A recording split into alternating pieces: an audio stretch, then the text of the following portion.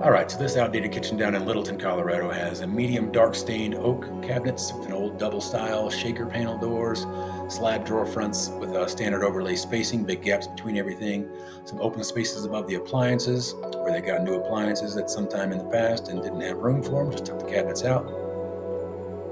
Okay, you can see the after transformation. We've changed it to a white shaker with a snow white factory finish, shaker recessed doors and profile drawer fronts to match, glass panel doors, full overlay spacing conversions, new cabinets over the fridge and microwave area. We've got fridge side panel built in, new soft close Euro hinges, new drawer boxes with soft close, full wraparound baseboards, and new handles installed.